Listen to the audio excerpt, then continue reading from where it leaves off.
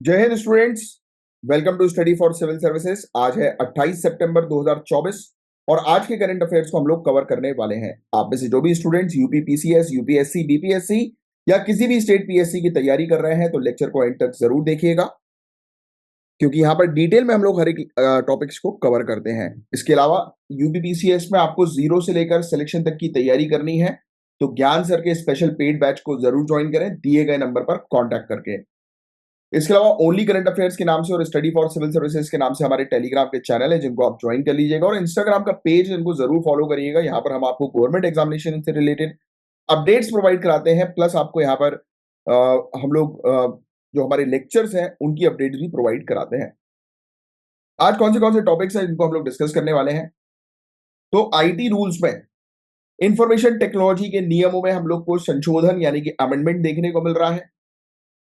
फिर इसके अलावा साउथ अफ्रीका की इकोनॉमिक इनइक्वालिटी के बारे में बात करेंगे। दक्षिण अफ्रीका में काफी ज्यादा आर्थिक असमानता चल रही है। कुछ ट्राइबल इश्यूज के बारे में बात करेंगे, नेशनल सिक्योरिटी के बारे में बात करेंगे, मीथेन एमिशन को कैसे रिजॉल्व करना है एनवायरमेंट के पॉइंट ऑफ व्यू से एक इंपॉर्टेंट टॉपिक है, उस पर चर्चा करेंगे, और टेलीस्कोप के बारे में बात करेंगे। हालांकि उतने कुछ खास इंपॉर्टेंट टॉपिक्स नहीं आज के, बट आप सुनने वाले टॉपिक हैं, एक बार सुनना जरूर, क्योंकि उससे काफी कुछ आइडिया लगता है मेंस के पर्सपेक्टिव से और एक अंडरस्टैंडिंग एक अच्छी डेवलप होती है। तो आप लोग पेन और पेपर लेकर बैठिए, जो भी इंपॉर्टेंट चीजें होंगी वो आप नोट डाउन करिएगा जो मैं आपको बताऊंगा। तो पहला टॉपिक इसमें बात हो रही है, बॉम्बे हाईकोर्ट ने स्ट्रक डाउन कर दिया है यानी कि रद्द कर दिया है इंफॉर्मेशन टेक्नोलॉजी रूल्स 2023 के अमेंडमेंट को, जिसने अलाउ किया था कि फास्ट चेक यूनिट जो है वो स्टैब्लिश की जाए, ये आइडेंटिफाई करने के लिए और रिमूव करने के लिए फेक, फॉल्स और मिसलीडिंग इंफॉर्मेशन किससे रिलेटेड, सोशल मीडिया में जो गवर्नमेंट से रिलेटेड आ रही है। बहुत बड़ी न्यूज है ये कि एक कानून एक ऐसा था जिसमें एक यूनिट बनाने की बात की गई, एफसीयू यूनिट, जो ये चेक करेगी या इंश्योर करेगी कि सोशल मीडिया में जो भी फेक मिसलीडिंग इंफॉर्मेशन है सरकार के अगेंस्ट उसको डिलीट करना है। कोर्ट ने ऐसा क्यों किया, दिमाग लगाओ। तो कोर्ट ने जो है वो ये कहा कि ये सब अमेंडमेंट जो है वो उल्लंघन कर रहे हैं आर्टिकल 14 राइट टू इक्वलिटी और आर्टिकल 19 का, स्पीच एंड एक्सप्रेशन का। इसके अंदर डेफिनेशन जो है वो फेक न्यूज की, वो एक बड़ी समस्या है। चिंता ये भी बढ़ती जा रही है कि भाई गवर्नमेंट जो है वो इंफॉर्मेशन से रिलेटेड जो है पूरा कंट्रोल अपने हाथ में रख लेगी। बात समझ रहे हो आप? अब आपको मेरे ख्याल से अब दिमाग में कुछ चीज बैठी होगी। सोचिए आप ध्यान से, गवर्नमेंट के खिलाफ अगर कोई भी अगर आर्टिकल आ रहा है, कोई भी न्यूज आ रही है, कोई भी इंफॉर्मेशन अगर सोशल मीडिया में है, हालांकि हो सकता है कि वो सच्ची इंफॉर्मेशन हो, बट वो हो गवर्नमेंट के खिलाफ, तो गवर्नमेंट उसको डिलीट करवा सकती है। यस, तो इसलिए कहा गया है कि भाई ये जो, क्योंकि देखो ये यूनिट जो होगी वो किसके अंडर काम करेगी, गवर्नमेंट के अंडर ही काम करेगी ना, ये इशू है। तो बॉम्बे हाईकोर्ट ने ये ऑब्जर्व किया कि information technology intermediary guidelines and digital media ethics code amendment rules 2023 जो है वो आर्टिकल 14, 19, 19 क्लॉज 1 जी का उल्लंघन कर रहा है। इसके अंदर टर्म जो है फेक और मिसलीडिंग न्यूज का, उसमें क्लैरिटी बिल्कुल भी नहीं है। उसमें तो मनमानी चीजें की जा सकती है सरकार के द्वारा, है ना। फिर इसके अलावा कोई भी लीगल ऑब्लिगेशन जो है वो नहीं होगा स्टेट के ऊपर ये इंश्योर करने के लिए कि सिटीजन्स को एक्यूरेट इंफॉर्मेशन ही मिले। रूल जो है वो क्रिटिसाइज किए जा रहे हैं for not meeting the principle of proportionality, right. आनुपातिकता के सिद्धांत को पूरा नहीं करने के लिए नियमों की आलोचना भी की जा रही है।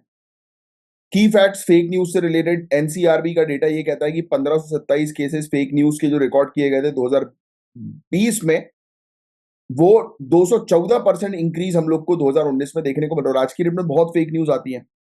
फैक्ट चेक यूनिट जो थी वो प्रेस इंफॉर्मेशन ब्यूरो पीआईबी के अंडर हम लोग को देखने को मिली थी, और इसने जैसे ही इसकी स्थापना होती है उसके बाद 1160 मामलों में इन्होंने फेक न्यूज जो है उसका खंडन किया है, right. Next, fact check unit जो थी वो क्या थी, तो ये अप्रैल 2023 में क्रिएट की गई थी आईटी रूल्स 2021 के तहत। इसका मेन ऑब्जेक्टिव यही था कि भाई इंडियन गवर्नमेंट से रिलेटेड अगर कोई भी न्यूज अगर आ रही है, फैक्ट्स जो भी है उसको क्रॉस वेरीफाई करना, और अगर वो फेक है तो उसको वहां से हटाना। तो लीगल चैलेंजेस जो है वो एफसीयू के अगेंस्ट हम लोग को देखने को मिल रहे हैं। उसमें भी इसके एस्टैब्लिशमेंट पर भी सुप्रीम कोर्ट तक ने स्टे लगा दिया, राइट। तो ये चीज हम लोग को देखने को मिल रही है कि जिससे कि सरकार अपनी उनके अगेंस्ट, सरकार के अगेंस्ट कोई कुछ बोलेगा तो सरकार उसको डिलीट कर सकती है बोलकर कि ये सही नहीं है, और उसकी और फिर इसके डिसीजन पर मतलब आप चैलेंज भी नहीं कर पाओगे। ये भी एक इशू हम लोग को देखने को मिल रहा है, ठीक है। आईटी रूल्स 2023 के अंदर जो अमेंडमेंट हुए थे तो उसमें ये चीज जो है मेंशन की गई कि भाई आपको प्रिवेसी पॉलिसी को पब्लिश करना है, आपको प्रिवेंट करना है कि कोई भी ऐसा कंटेंट आपके उसमें ना हो, वेबसाइट पे ना हो जो कि अनलॉफुल हो। आपको एक ग्रीवियंस रिड्रेसल मैकेनिज्म जो है वो सेटअप करना है जहां पर लोग शिकायत कर सकें।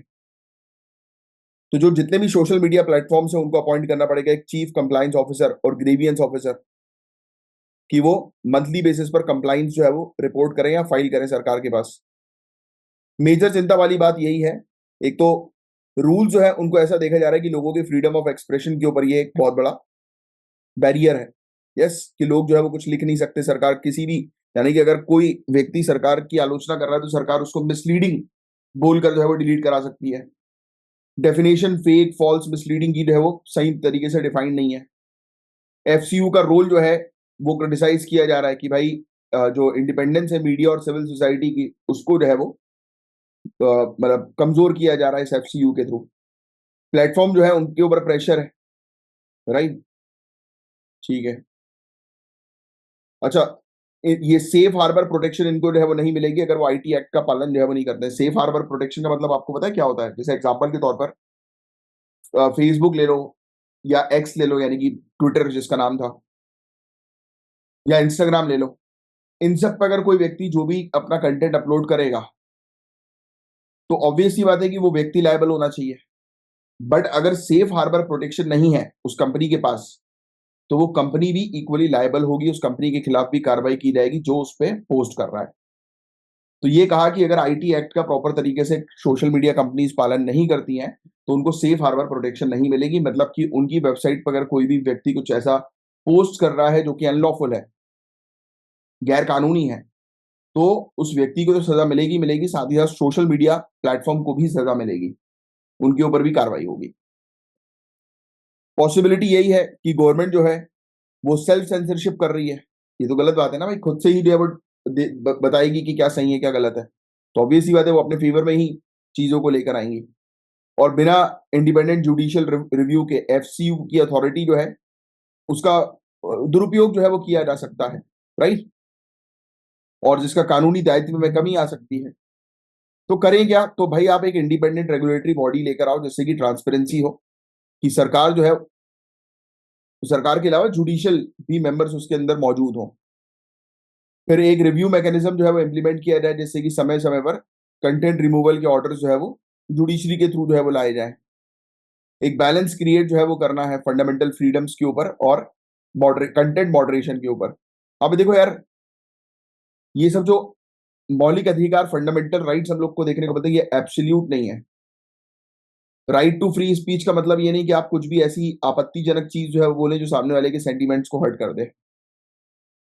नेक्स्ट, इसके अंदर digital rights groups, civil society, media organisation, इन सबको इन्वॉल्व करने की आवश्यकता है रूल्स बनाने में। फिर इसके अलावा एक फ्रेमवर्क तैयार करो जिससे कि रिव्यू जो है वो किया जाए आईटी रूल्स को समय समय पर, क्योंकि डिजिटलाइजेशन बहुत तेजी से ग्रो कर रहा है। तो कितना अच्छा आर्टिकल था, क्या बढ़िया चीज हम लोग को समझ में आई कि कई बार सरकार जो है वो, दिखता ऐसा है कि सरकार फेक न्यूज को खत्म करने के लिए कदम उठा रही है, बट एक्चुअल में कई बार ऐसा होता है कि सरकार जो है वो अपने आप को आलोचनाओं से बचाने के लिए ये इस प्रकार की बॉडी बना देती है जिससे कि सरकार के अगेंस्ट कोई व्यक्ति खड़ा हो रहा है, क्रिटिसाइज कर रहा है सरकार को, सरकार की पॉलिसी को, तो उसको मिसलीड बोलकर जो है वो डिलीट करवाया जा सकता है। ठीक है। नेक्स्ट जो टॉपिक हम लोग को देखने को मिल रहा है, 3 डिकेड्स के बाद, लगभग 30 सालों के बाद हमें देखने को मिला कि साउथ अफ्रीका में अपार्थीड, अपार्थीड का मतलब रंग भेद जिसको हम लोग बोलते हैं, या नस्ल भेद जिसको हम लोग बोलते हैं। तो लगभग 30 सालों के बाद हम लोग को देखने को मिल रहा है कि साउथ अफ्रीका के अंदर रंग भेद खत्म हुआ, बट फिर भी कंट्री के अंदर हम लोग को आज भी रेशियल डिवीजन, रंग भेद, नस्ल भेद, ये सब बहुत ज्यादा देखने को मिल रहा है, स्पेशली उसके इकोनॉमिक स्ट्रक्चर में। पोस्ट अपार्थीड पॉलिसी जो है वो, उसके इफेक्टिवनेस की बात करें, मतलब जो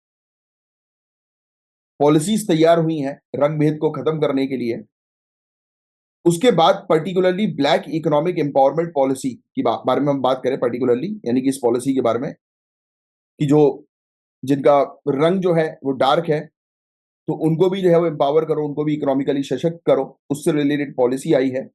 तो ये भी बहस का एक हिस्सा जो है वो बन गई है, क्योंकि यहाँ पर भी हम लोग को सिस्टमैटिक इनइक्वालिटीज देखने को मिल रही हैं। Unemployment rate, management control, ownership disparities ये बता रही हैं कि भाई साउथ अफ्रीका के अंदर रेशियल इक्विटी जो है वो एक बहुत बड़ा चैलेंज बन चुका है, एक बहुत बड़ी चुनौती बन चुकी है। इस पूरी चीज को मैं सिंपल शब्दों में अगर आपको समझाऊं, तो आपको ये चीज ध्यान में रखनी है कि साउथ अफ्रीका में, जैसे इंडिया के अंदर आज भी रिलीजन के नाम पर, कास्ट के नाम पर, राइट, डिफरेंसेस हम लोग को लोगों के बीच में आज भी देखने को मिलते हैं, इनइक्वालिटी आज भी देखने को मिलती है कहीं ना कहीं।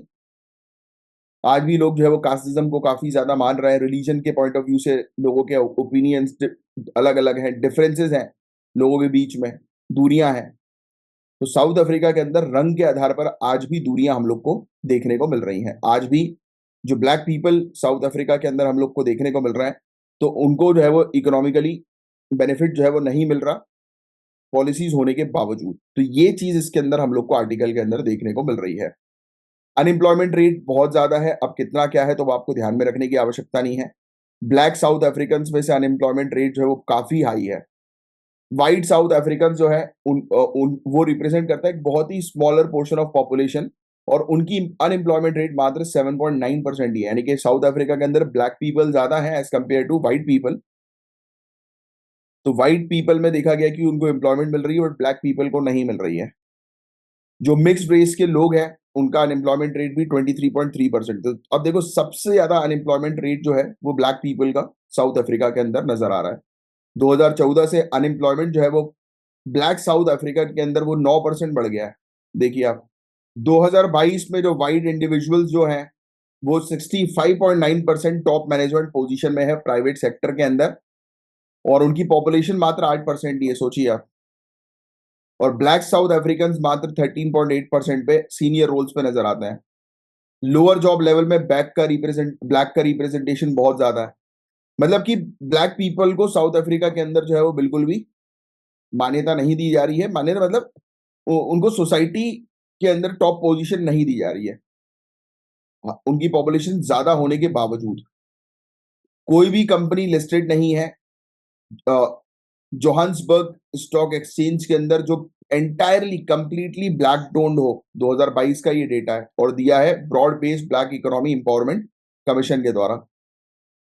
तो यही देखने को मिल रहा है कि साउथ अफ्रीका में बहुत बुरी स्थिति है। अपार्थीड के बारे में बात करें, रंग भेद, ये एक सिस्टम हम लोग को रेशियल सेग्रीगेशन का देखने को मिलता है, जिसमें भेदभाव हम लोग को देखने को मिला है। ये 1948 से लेकर 1994 के पीरियड तक जो है बहुत ज्यादा चला था। पॉलिसीज ऐसी बनाई गई कि नॉन वाइट जो है उनको सेपरेट जो है वो रहना है, वो अलग पब्लिक फैसिलिटी यूज करेंगे, यानी कि व्हाइट के लिए अलग फैसिलिटी, ब्लैक के लिए अलग फैसिलिटी। वोटिंग राइट्स जो है वो नॉन वाइट्स को नहीं दी जाती थी, यानी कि ब्लैक को नहीं दी जाती थी। इंटर रेशियल मैरिजेस जो है वो बैन था, ब्लैक और व्हाइट के बीच में शादी नहीं हो सकती। अपार्थीड गवर्नमेंट जो थी वो रिस्ट्रिक्ट करती थी सोशल और पॉलिटिकल एसोसिएशन ब्लैक पीपल का, कि ब्लैक लोग जो है वो कहीं पर भी एक साथ इकट्ठा नहीं हो सकते, वो किसी प्रकार का ऑर्गेनाइजेशन नहीं बना सकते, सोचिए आप। फिर एंटी अपार्थीड मूवमेंट जो है वो चलता है, बहुत प्रयास जो है वो किए गए रंग भेद को खत्म करने के लिए। अर्ली स्टेजेस में मूवमेंट जो है वो चलाया गया अफ्रीकन नेशनल कांग्रेस के द्वारा और साउथ अफ्रीकन कम्युनिस्ट पार्टी के द्वारा through non violent protest. 1960s के बाद मूवमेंट जो है उसको इंटरनेशनल सपोर्ट मिला, स्पेशली अफ्रीकन यूनियन से, यूनाइटेड नेशन से, और कंट्री जैसे हमने उनका सपोर्ट किया अफ्रीका का। फिर इसके अलावा हम लोग को देखने को मिला कि अंदर ही अंदर बहुत तेजी से प्रतिरोध जो है वो बढ़ गया। 1980s के समय पर बॉयकॉट, स्ट्राइक, डेमोन्स्ट्रेशन, ये सब चीजें चलने लगी। और 1990 में अपार्थीड लॉ जो है उनको खत्म कर दिया गया और पॉलिटिकल पार्टीज जो है उनको अनबैन कर दिया गया। नेल्सन मंडेला, जिनको गांधी जी जो है कहा जाता है साउथ अफ्रीका का, याद होगा आपको, तो अफ्रीकन नेशनल कांग्रेस के ये लीडर थे। इन्होंने मतलब ये जेल से छूटे थे और ये साउथ अफ्रीका के प्रेसिडेंट बन गए 1994 में। South African truth and reconciliation commission establish किया गया 1995 में।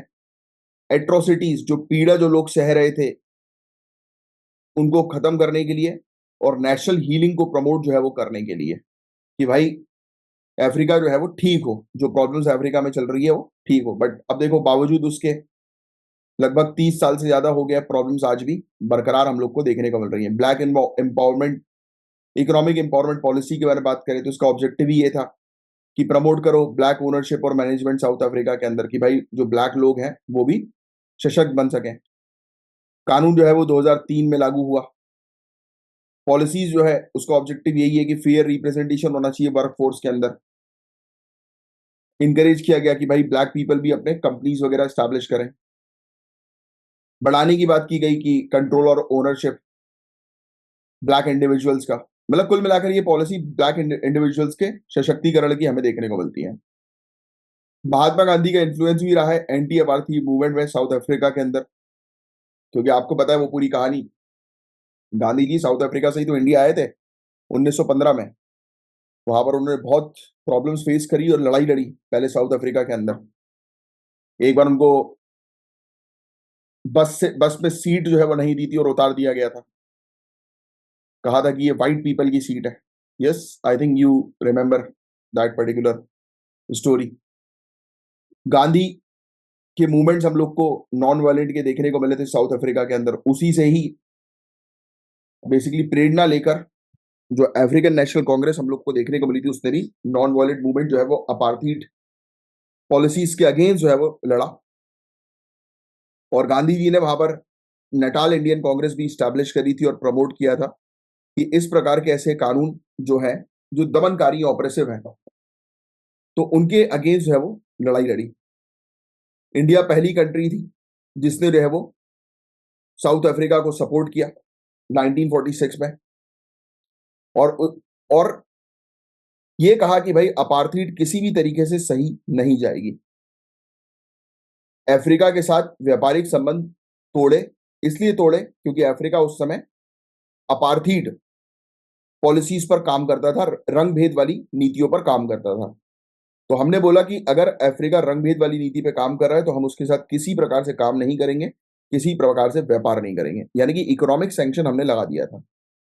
और इंडियन गवर्नमेंट जो है वो एक्टिवली सपोर्ट करती है अफ्रीकन नेशनल कांग्रेस का और हेल्प करती है कि अपार्थाइड का मुद्दा जो है वो यूनाइटेड नेशन के सामने उठे।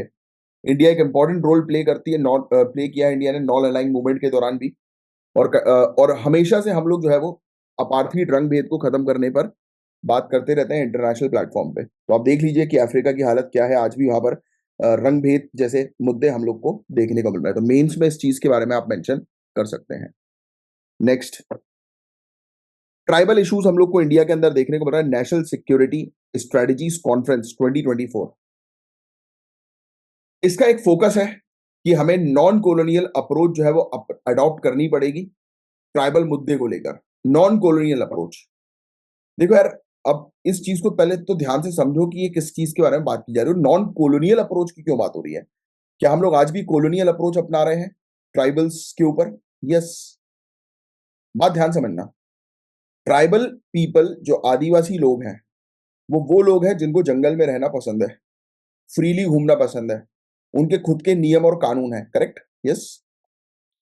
हमने क्या किया, फॉरेस्ट राइट एक्ट के थ्रू, राइट, या एक्सटेंशन ऑफ पंचायत एक्ट जो हम लोग को देखने को मिलता है कि पंचायत को पीसा एक्ट जिसको जो है मेनली जो है वो कहा जाता है कि शेड्यूल एरियाज में जो है वो पंचायत को एक्सटेंड करो, panchayat extension to schedule areas. तो ये एक्चुअली उस कानून का नाम है। तो ऐसे जो कानून हमने बनाए ना, उसका मेन ऑब्जेक्टिव क्या था कि हम ट्राइबल पीपल को हमारे अकॉर्डिंग जो है वो कंट्रोल करें। हालांकि इस कानून के अंदर मेंशन है कि वो खुद की उनकी पंचायत होगी, वही इलेक्ट करेंगे, ये होगा वो होगा, बट भाई उनका इलेक्शन प्रोसीजर डिफरेंट है। उन्हें हमारे द्वारा प्रोवाइड की गई पॉलिसीज नहीं चाहिए। तो करेक्ट, आदिवासी लोगों को उनको घूमना पसंद है, हमने उनको सेटल कर दिया। तो भाई कोलोनाइजेशन के अंदर जब ब्रिटिशर्स यहाँ पर थे इंडिया के अंदर, तो उन लोगों ने क्या किया था? सबसे पहले तो शिफ्टिंग कल्टीवेशन, झूम cultivation, slash and burn cultivation बंद कराया था कि नहीं कराया था? क्यों कराया था? कि वो लोगों को एक जगह पर सेटल कर सकें। क्यों सेटल कर सकें? क्योंकि अगर एक व्यक्ति एक जगह पर सेटल्ड होगा तो उसको कंट्रोल करना आसान होगा। आप खुद बताओ ना, आप एक डिस्ट्रिक्ट कलेक्टर हो, आप तभी पॉलिसी एक क्षेत्र के लिए बना सकते हो जब आपको पता हो कि वो लोग वहां पर हैं, है ना? घूमते हुए लोगों की तो आप पॉलिसीज बना नहीं पाओगे। करेक्ट? तो यही यहां पर बात की जा रही है कि फोकस रखा गया है कि हमें नॉन कॉलोनियल अप्रोच अपनानी पड़ेगी। ट्राइबल के जो प्रॉब्लम्स हम लोग को, स्पेशली इंटरनल सिक्योरिटी चैलेंज, वो सबसे बड़ा हम लोग को देखने को मिलता है। NSSC 2024 national security strategies conference जो 2024 है, इसके डिस्कशन के अंदर बहुत सारे सिक्योरिटी के, नेशनल सिक्योरिटी के खतरों से रिलेटेड मुद्दों पर भी बात की गई, जैसे कि रेडिकलाइजेशन। रेडिकलाइजेशन समझते हो, कट्टरपंथ। आजकल लोग जो है वो काफी कट्टर हो गए हैं। नार्कोटिक्स ट्रैफिकिंग, हम लोग को मादक पदार्थ की तस्करियां देखने को मिल रही है। रोग ड्रोन्स हम लोग को जो है वो देखने को मिल रहे हैं कि ऐसे ड्रोन्स हैं जिसका इस्तेमाल जो है वो इलीगल एक्टिविटीज के लिए किया जा रहा है। तो इन सब सिक्योरिटी से रिलेटेड मुद्दों पर भी बात हुई, अपार्ट फ्रॉम ट्राइबल इशू। अब ये NSSC 2024 के बारे में बात करें तो इसका ऑब्जेक्टिव ये है कि हमारी कंट्री के अंदर जितनी भी प्रॉब्लम चल रही है सिक्योरिटी से रिलेटेड, सुरक्षा से रिलेटेड, उसको बातचीत करके रिजॉल्व करवाना। किसके बीच में बातचीत करके?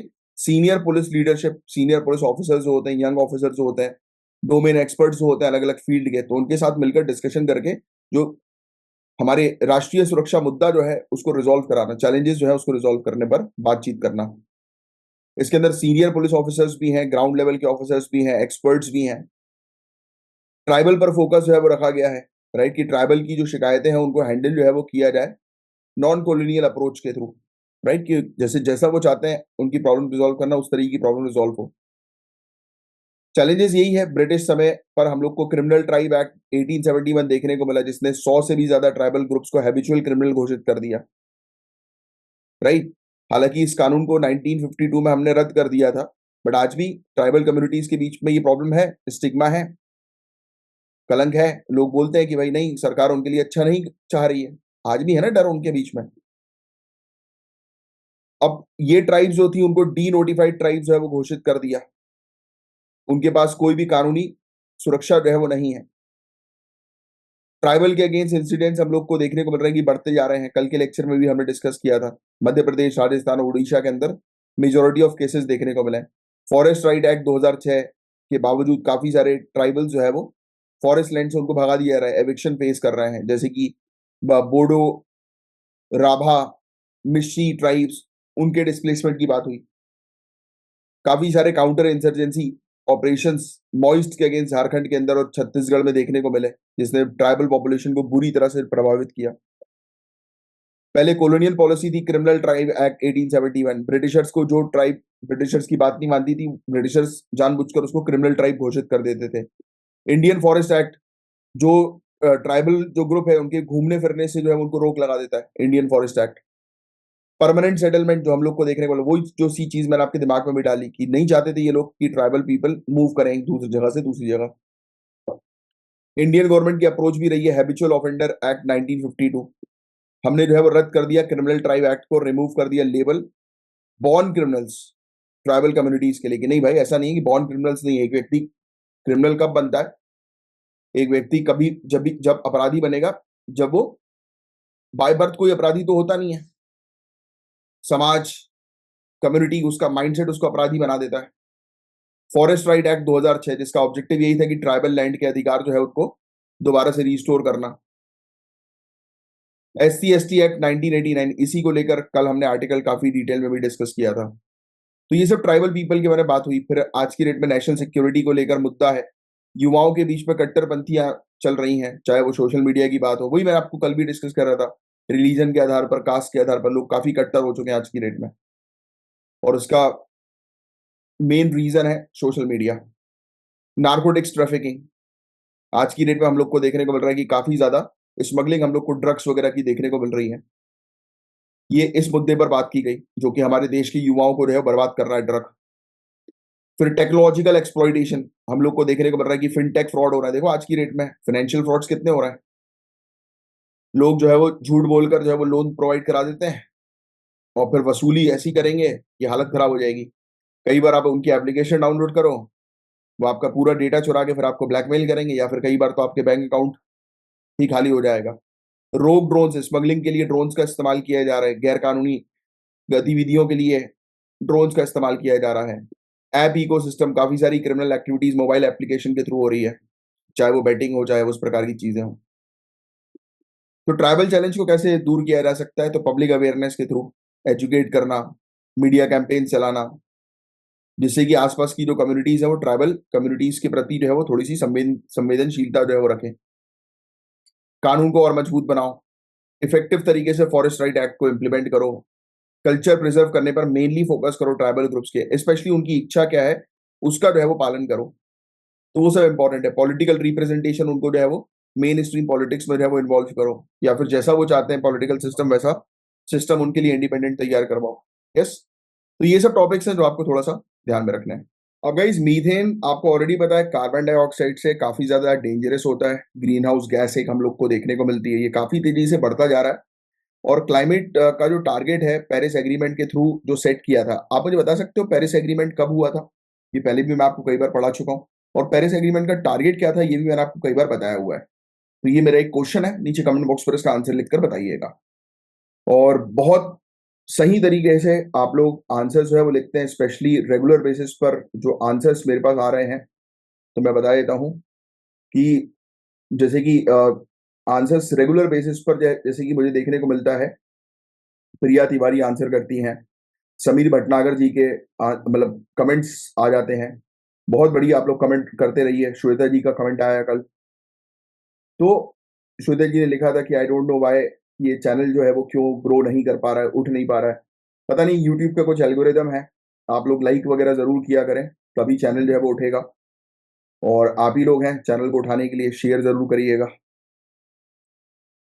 तो आंसर्स लिखते जाइए सभी लोग रेगुलर बेसिस पर, और मैं बहुत अप्रिशिएट कर रहा हूँ। स्पेशली प्रिया रेगुलर बेसिस पर जो है वो आंसर्स लिख रही हैं, समीर जी के रेगुलर बेसिस पर कमेंट्स आ रहे हैं।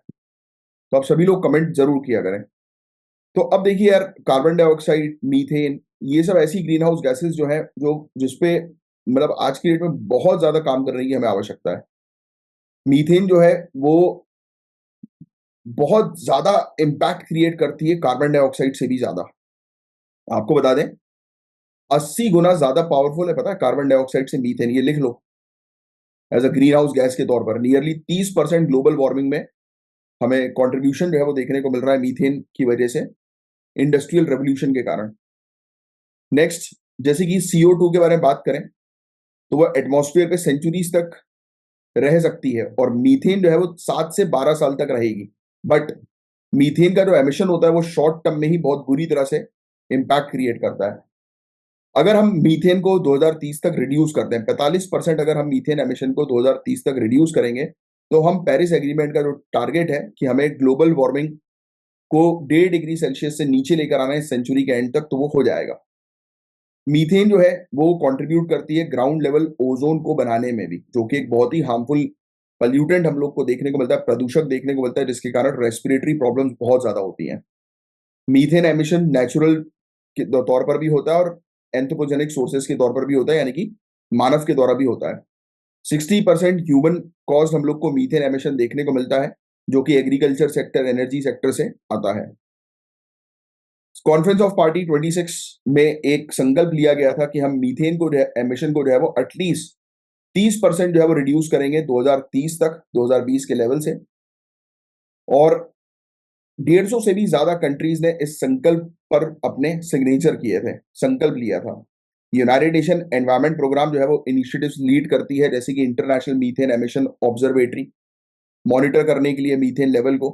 वाइल इंटरनेशनल एनर्जी एजेंसी जो हम लोग को देखने को मिलती है, इसके पास ग्लोबल मीथेन ट्रैकर है जो हेल्प करता है एनर्जी सेक्टर में टारगेट एमिशन को जो है वो ट्रैक करने के लिए, बेसिकली मतलब जितना भी एमिशन हो रहा है उसको ये मॉनिटर करते हैं, ट्रैक करते हैं। IPCC, inter government panel on climate change, जो हम लोग को देखने को मिलता है, इसने हाईलाइट किया है क्रिटिकल रोल मीथेन का ग्लोबल वार्मिंग में, कि ये टेम्परेचर लेवल जो इंक्रीज हो रहा है उसमें एक बहुत बड़ा पोल्यूटेंट जो है, एक बहुत मतलब जो इम्पैक्ट क्रिएट कर रही है ग्रीन हाउस गैस, वो मीथेन हम लोग को देखने को मिल रही है। इंडिया की पोजीशन क्या है?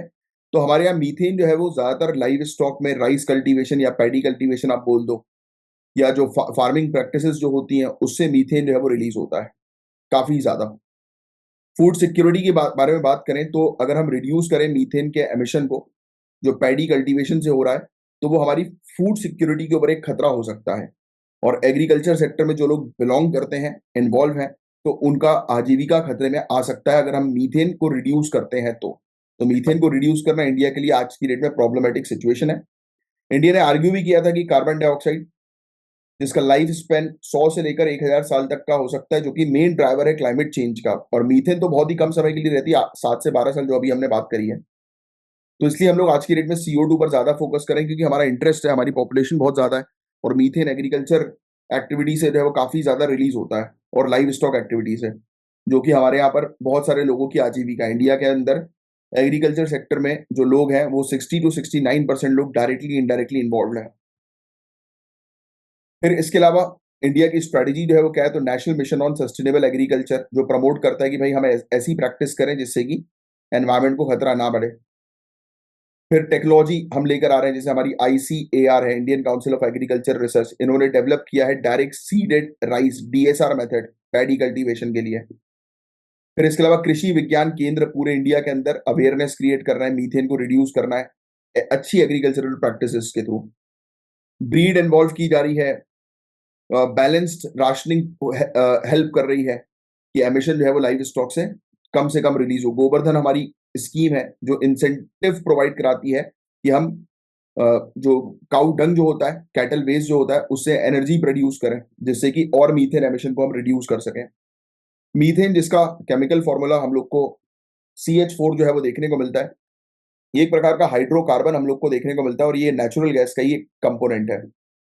इसमें स्मेल आपको आएगी नहीं, कलर इसका होता नहीं है, हवा से काफी लाइट ही हम लोग को देखने को मिलती है, ब्लू फ्लेम में ये बर्न करती है अगर ये कंप्लीट कंबस्ट हो जाए तो।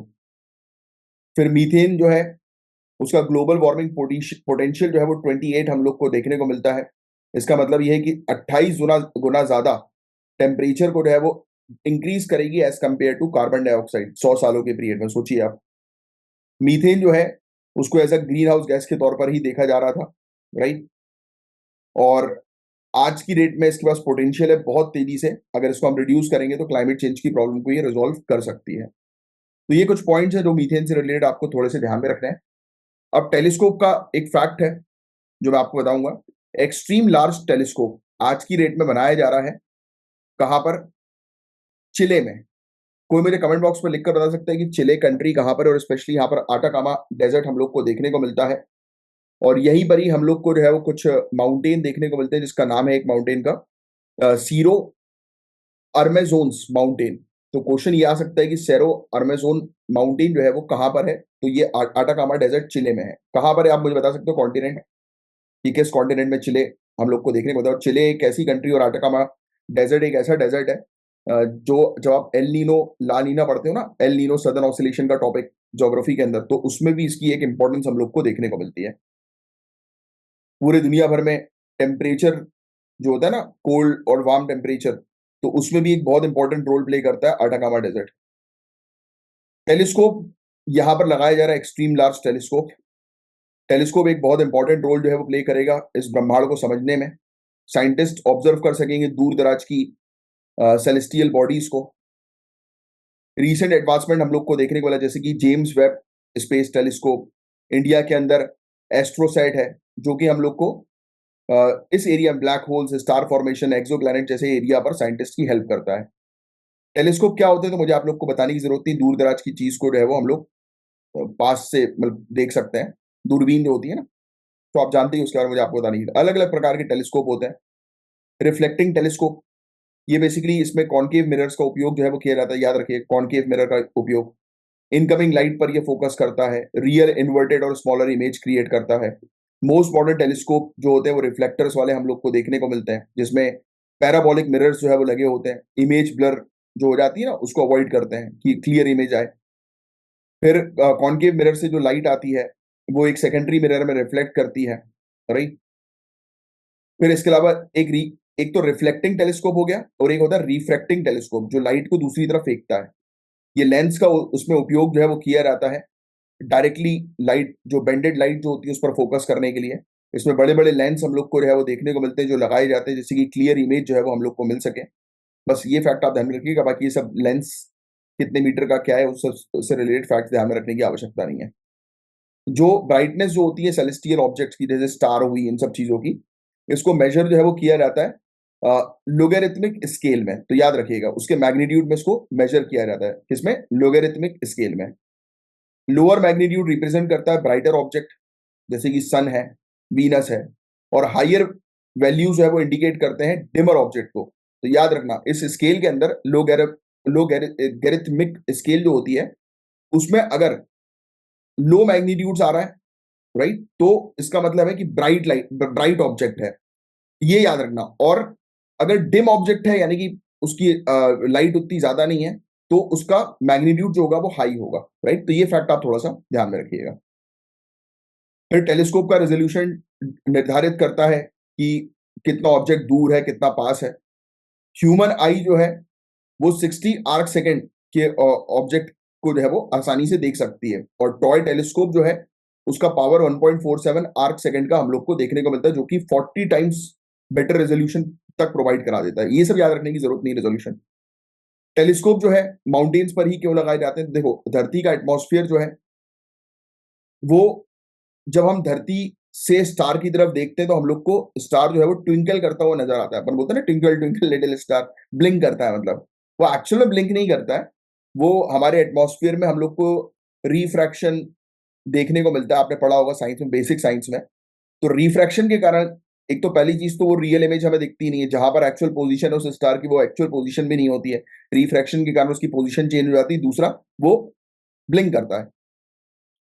स्पेस बेस्ड टेलीस्कोप हम लोग को जो है वो देखने को मिलते हैं, जैसे कि हबल हुआ, ये एटमॉस्फेरिक इंटरफेरेंस को कंप्लीटली अवॉइड कर देता है। तो हम लोग इसलिए ऊपर रखते हैं जिससे कि ज्यादा रिफ्रैक्शन ना हो एटमॉस्फेयर के अंदर। टेलीस्कोप के अंदर बड़े बड़े मिरर्स लगाए जाते हैं, राइट, उसकी मैग्नीट्यूड को लिमिट करने के लिए, जिससे कि और बेटर तरीके से दूर दराज के ऑब्जेक्ट्स हम लोग को दिखाई दे, डिमनिश ऑब्जेक्ट्स दिखाई दें। ये ध्यान में रखने की आवश्यकता नहीं, मिरर जिसका 8.5 मीटर से जो वाइड होता है, तो वो डिस्टॉर्टिंग इमेज जो है वो लेकर आ सकता है। तो वो सब याद रखने की आपको जरूरत नहीं है।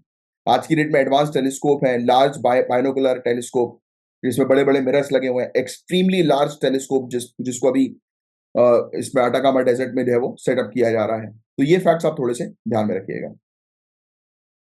अब एक टॉपिक है, एक कंसेप्ट है थर्ड स्टेट का, ये लिख लेना, ये एग्जाम में आ सकता है। जेनोबॉट्स, जेनोबॉट्स को जो है वो क्रिएट किया जा रहा है स्किन सेल से, फ्रॉग के एम्ब्रियो से। याद रखिएगा, जेनोबॉट्स को क्रिएट कर रहे हैं एक स्किन सेल से, जो फ्रॉग के एम्ब्रियो का हम लोग को देखने को मिल रहा है। और ट्रेडिशनल ग्रोथ मैकेनिज्म पर ये रिलाय नहीं करता रेप्लिकेशन के लिए, यानी कि अपनी उसको बढ़ाने के लिए अपने नंबर्स को, क्योंकि आपको पता है कि सेल जो है वो मल्टीप्लाई होते हैं, राइट। कोशिकाएं जो होती है ना हमारी बॉडी के अंदर, वो मल्टीप्लाई होती हैं, कंटिन्यूअसली बढ़ती रहती है ना। तो ये चीज हम लोग को देखने को मिल रहा है। इंस्टेड यहाँ पर हम लोग को देखने को मिल रहा है कि सेल्फ रेप्लिकेशन जो है वो फॉर्म किया जा रहा है, और इसको किनेमेटिक सेल्फ रेप्लिकेशन जो है वो कहा जा रहा है। मतलब लेबोरेटरी के अंदर जो है वो हम लोग फ्रॉग के एम्ब्रियो का जो स्किन सेल हम लोग को देखने को मिल रहा है, उससे जेनोबॉट्स जो है वो तैयार कर रहा है, जो कि मेडिकल साइंस में जो है वो काफी हेल्प जो है वो करेगा। एंथ्रोबॉट्स जो होते हैं वो बायो रोबोट्स हम लोग को देखने को मिलते हैं, जो ह्यूमन लंग सेल से जो है वो बनाए जाते हैं, स्पेशली ट्रैकिया सेल से। ठीक है। और ये बेसिकली रिस्टोर कर सकते हैं डैमेज न्यूरॉन सेल को। ये बेसिकली स्टेम सेल का एक साइंटिफिक रिवॉल्यूशन हम लोग को देखने को मिल रहा है। कंसेप्ट जो है वो थर्ड स्टेट का, ये बेसिकली एक बाइनरी व्यू हम लोग को लाइफ और डेथ का देखने को मिलता है, जो सजेस्ट करता है कि कुछ सेल जो होते हैं वो फंक्शन जो है वो करते हैं ऑर्गेनिज्म की डेथ के बाद भी। एक व्यक्ति है, उसकी मृत्यु के बाद भी कुछ ऐसी कोशिकाएं जो होती हैं वो जीवित रहती हैं, तो वो है थर्ड स्टेट। तो उस पर अभी काम किया जा रहा है साइंटिस्ट रिसर्चर्स के द्वारा। अब ये टॉपिक उआपा का है, अनलॉफुल एक्टिविटीज प्रिवेंशन एक्ट का। तो मैं चाहूंगा इस क्वेश्चन को मतलब अभी के भी वीडियो को पॉज करें और ट्राई करें इस क्वेश्चन का आंसर नीचे कमेंट बॉक्स पर लिखने की। इसके अलावा सुप्रीम कोर्ट के एक डिसीजन है, 14 डेज की टाइमलाइन जो है वो लागू कर दिया जाए उआपा के तहत, अनलॉफुल एक्टिविटीज प्रिवेंशन एक्ट के तहत। उसी से रिलेटेड एक क्वेश्चन है, ट्राई करिएगा 150 वर्ड्स में इस क्वेश्चन का आंसर लिखने की। तो चलिए, अब मैं मिलूंगा आपसे मंडे को, तब तक के लिए bye bye, take care, have a great day, जय हिंद।